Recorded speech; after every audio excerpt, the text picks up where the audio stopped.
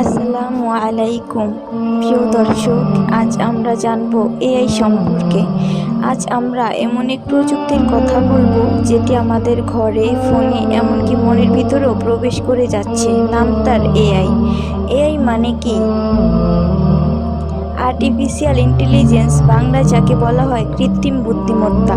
এটি এমন এক যন্ত্র চিন্তা শক্তি যা মানুষের মতো ভাবতে, শিখতে এবং সিদ্ধান্ত নিতে পারে। কিন্তু প্রশ্ন হলো, এই প্রযুক্তি কি আমাদের জন্য আশীর্বাদ, নাকি এটি এক নতুন ফিতনা যা আমাদের ইমান, সমাজ ও মানবিকতা ধ্বংসের দিকে ঠেলে দিচ্ছে?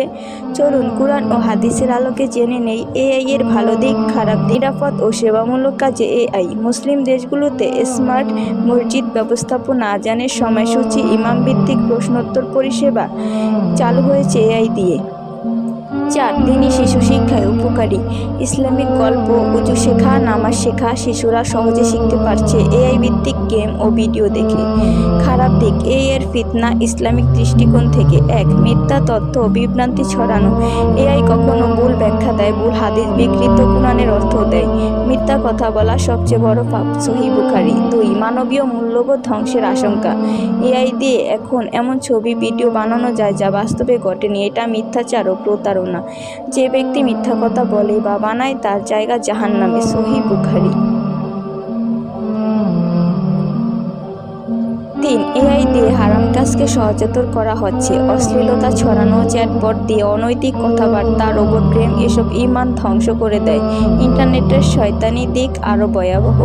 4. এআই দিয়ে জালিয়াতি ও চেহারা নকল, ডিপ ফেক। কারো মুখ নকল করে কথা বলানো যায়। এটা কি করতে হবে হালাল কাজে। 3. প্রচার, শিশু শিক্ষা, হালাল ব্যবসা, চিকিৎসা সহায়তা, এসব কাজে এআই ব্যবহার প্রশংসনীয়, কিন্তু হারাম কাজে ব্যবহার করলে সেটা গুনাহ।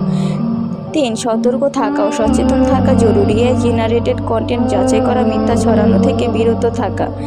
3. শিক্ষা ও কুরআনের আলোকে প্রযুক্তি ব্যবহার। এআই দিয়ে ঘটা কিছু বাস্তব ও ভাইরাল ঘটনা আপনাদের সাথে শেয়ার করব, যাতে করে আপনারা সবাই সতর্ক হতে পারেন। 1. পোপ ফ্রান্সিসের ডিজাইনার জ্যাকেট পরা ছবি। এআই দিয়ে বানানো একটি ছবি ভাইরাল হয় যেখানে ক্যাথলিক নেতা পোপ ফ্রান্সিসকে স্টাইলিশ হোয়াইট জ্যাকেট পরে রাস্তায় হাঁটতে দেখা যায়। এটা সম্পূর্ণ ভুয়া ছিল, অথচ লক্ষ লক্ষ মানুষ সেটা বিশ্বাস করেছিল। যে ব্যক্তি মিথ্যা প্রচার করে বা ছড়ায় সে জাহান্নামের দিকে নিয়ে যায়, সহিহ মুসলিম। শিক্ষা, ভুয়া ছবি ছড়ানো গুনাহ, যাচাই না করে কিছু শেয়ার করা হারাম। 2. ট্রাম্প গ্রেপ্তার হচ্ছেন এমন ছবি। এআই দিয়ে বানানো কিছু ছবি ভাইরাল হয় যেখানে দেখা যায় মার্কিন প্রেসিডেন্ট ডোনাল্ড ট্রাম্প পুলিশের হাতে গ্রেপ্তার হচ্ছেন।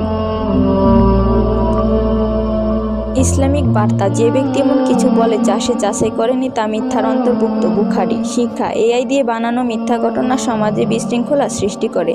3. যুদ্ধের ভুয়া ছবি, ইউক্রেন ইসরায়েল ইস্যুতে। এআই দিয়ে বানানো শিশুদের কান্নার ছবি, ধ্বংসস্তূপ, বোমা পড়ার দৃশ্য, যেগুলো আসলে কোনো বাস্তব ঘটনা নয়, এগুলো মানুষকে মানসিকভাবে বিপর্যস্ত করেছে। ইসলামিক বার্তা, এক মুসলমানের উপর অন্য মুসলমানের হক আছে, তাকে মিথ্যা তথ্য দিয়ে বিপদে ফেলা হারাম। শিক্ষা, যুদ্ধ বা দুঃখজনক ইস্যু নিয়ে এআই দিয়ে আবেগিক প্রতারণা করা, চেহারা বসে অশ্লীল ভিডিও বানানো হচ্ছে, অনেকের জীবন নষ্ট হয়ে যাচ্ছে, এমনকি সাধারণ মেয়ের ছবি নিয়েও বানানো হয়েছে। ইসলামিক বার্তা, যে ব্যক্তি অন্যের ইজ্জতের উপর জুলুম করে, কিয়ামতের দিন তার উপর বদলা নেওয়া হবে, সহিহ বুখারী। শিক্ষা, এআই দিয়ে বানানো অশ্লীলতা এখন এক নতুন শয়তানি ফাঁদ। 5. এআই দিয়ে নবী সাল্লাল্লাহু আলাইহি ওয়াসাল্লামের কণ্ঠ নকল করার চেষ্টা। কিছু ইসলাম বিরোধী গ্রুপ এআই দিয়ে নবীজির কণ্ঠ নকল করে মিথ্যা বক্তব্য তৈরি করে অনলাইনে ছাড়ে।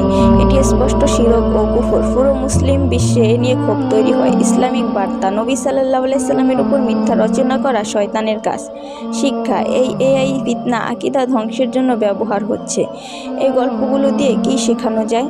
এআই একদিকে উপকারী হলেও যদি সঠিক নিয়ন্ত্রণ না থাকে তাহলে এটা মিথ্যার মাধ্যমে সমাজ, পরিবার, এমনকি ঈমানও ধ্বংস করতে পারে।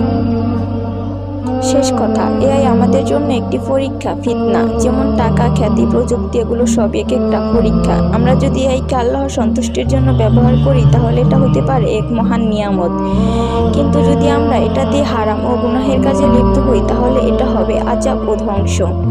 উপসংহার, প্রযুক্তি দুনিয়ার জন্য আশীর্বাদ হতে পারে যদি আমরা তা আল্লাহর ভয় ও দ্বীনের আলোকে ব্যবহার করি। ভিডিওটি ভালো লাগলে লাইক, কমেন্ট, শেয়ার ও সাবস্ক্রাইব করতে ভুলবেন না। আল্লাহ হাফেজ।